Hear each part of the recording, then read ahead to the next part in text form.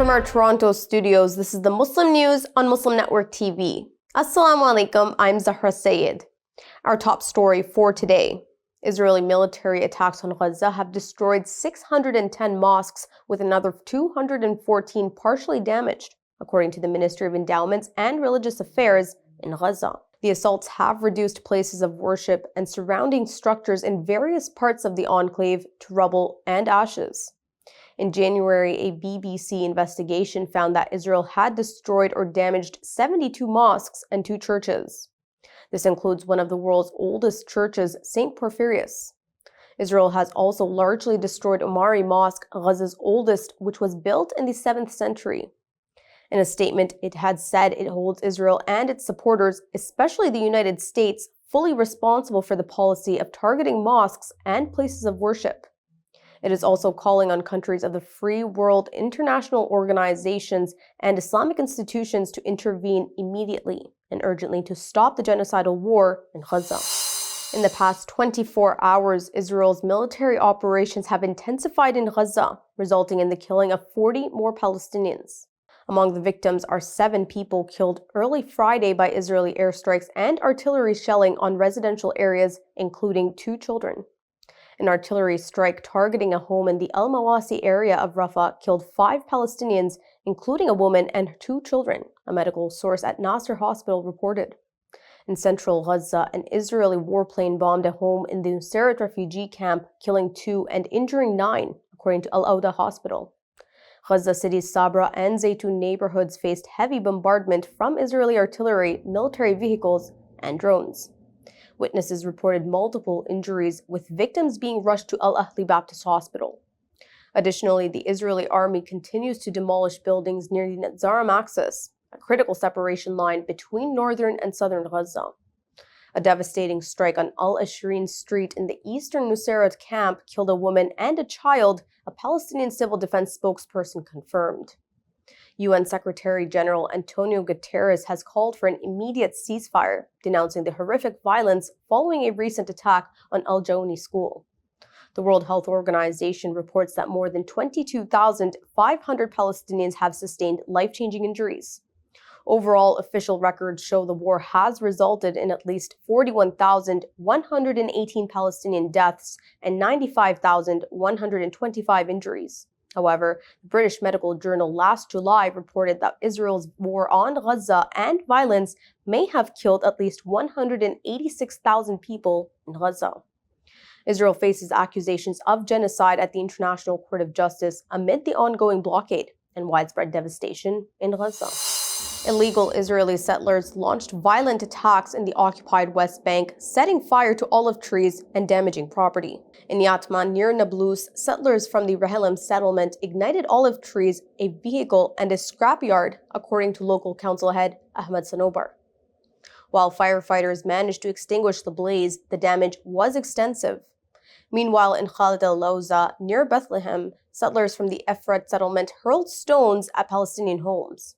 They shattered windows and caused panic amongst the residents, said settlement expert Hassan Bourejia. These attacks are part of ongoing efforts to pressure Palestinians to leave their homes. The Palestinian Colonization and Wall Resistance Commission reports since last October, 19 Palestinians have been killed and more than 785 injured in settler-related violence. Also, more than 700 people have been killed and more than 5,700 injured by Israeli gunfire in the occupied West Bank since October, according to the Health Ministry. Israeli estimates suggest more than 720,000 settlers live in illegal settlements across the West Bank, including East Jerusalem.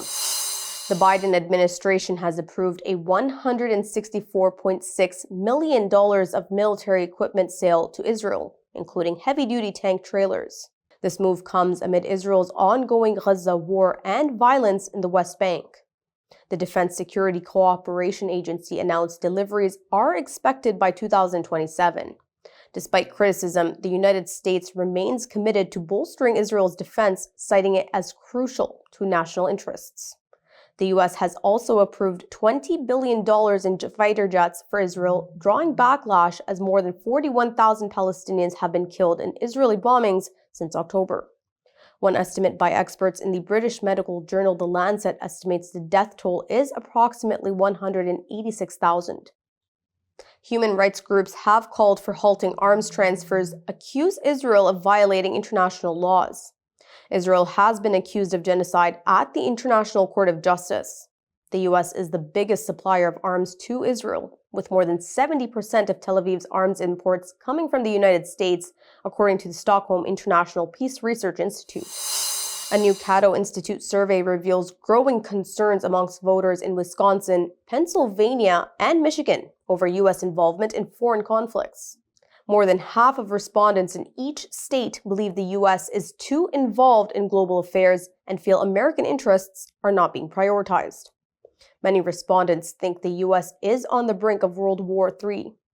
With a tight race between Democratic presidential nominee Vice President Kamala Harris and GOP candidate Donald Trump, foreign policy could play a pivotal role in the upcoming election.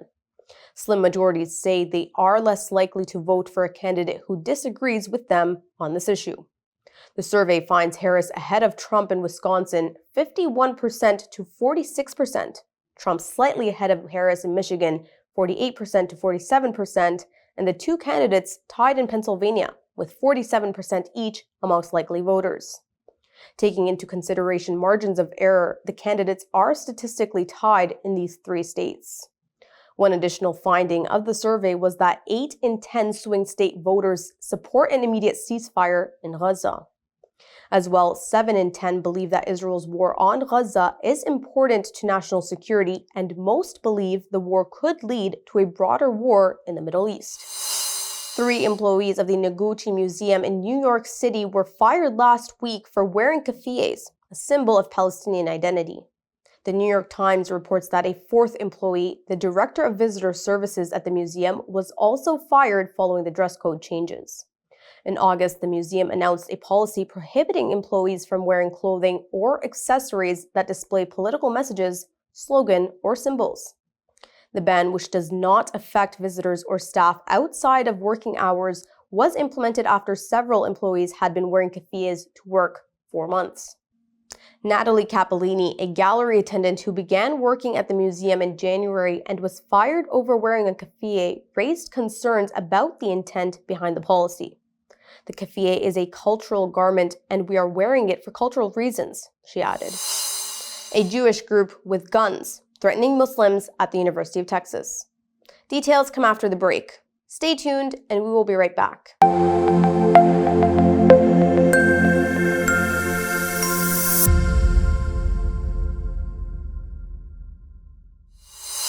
Welcome back. The Muslim Students Association is protesting a Jewish group bringing guns to the University of Texas in Austin and threatening Muslims. UT Austin students held a press conference about a Jewish group claiming to protect Jewish students on campus. The association says they have instead bought guns and are creating a dangerous atmosphere for Muslim, Palestinian, and Arab students and their supporters. UT Austin has been ranked as the 8th worst school overall for freedom of expression on campus, landing at number 244 on the list. In collaboration with College Pulse, the Foundation of Individual Rights and Expression released its 5th annual 2025 College Free Speech Rankings study last week. The analysis surveyed over 58,000 students from 257 colleges and universities, according to the study. Much of the criticism around UT Austin's free speech policies stem from this year's pro-Palestine and diversity, equity, and inclusion layoff protests that lasted for days, starting April 24th. In Michigan, a Republican-linked super PAC is running ads targeting Muslim voters. They are highlighting Vice President Kamala Harris's pro-Israel stance and her husband Doug Emhoff's Jewish faith. Future Coalition PAC, which funded the ads, has released 6 such ads since September 5th, focusing on Harris's support for Israel and Emhoff's faith.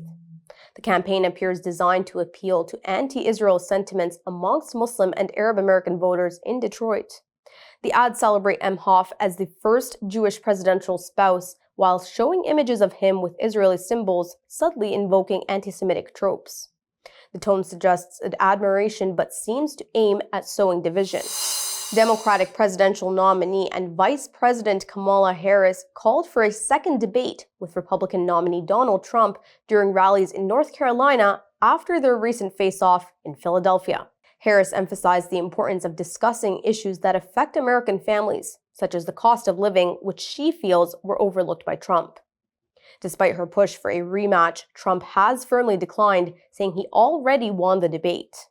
Trump criticized Harris for avoiding earlier debates on major networks and accused her of focusing on debates rather than the challenges of the past 4 years. State and local election officials have raised alarms about the U.S. Postal Service's ongoing mail delays ahead of the 2024 presidential election. In a letter to USPS Postmaster General Louis DeJoy, officials report that ballots mailed on time are being delivered late, jeopardizing voters' ability to participate. They highlight that properly addressed election mail is even being returned as undeliverable, despite repeated attempts to resolve these issues with the USPS. Officials' concerns align with a recent USPS audit, which revealed shortcomings in election mail readiness. With the election looming, both parties are urging voters to cast early votes. However, in states like Kansas, mail delays and postmark issues already have led to discarded ballots. Election officials are calling for legislative action to ensure voters are not disenfranchised. A new study reveals that nearly all state-led efforts to ban food waste are failing, except in Massachusetts. Published in the journal Science, the research highlights how Massachusetts successfully reduced its food waste by 7.3% from 2014 to 2018. However, similar bans in states like California, Connecticut, Rhode Island, and Vermont showed little to no impact. The study emphasizes that food waste is a major national issue, contributing to harmful methane emissions, which worsen climate change. More than 30% of food in the United States goes unsold and uneaten, leading to significant waste in landfills. A Rohingya rights organization has urged the Indian government to release refugees who have been on hunger strike since Monday in a detention camp in the northeastern state of Assam. India-based Rohingya Human Rights Initiative Director Sabri Kyauman said many of the detained have UN refugee cards. He said nearly 1,000 Rohingya refugees from Burma have been separated from their families and are being held in detention by Indian authorities.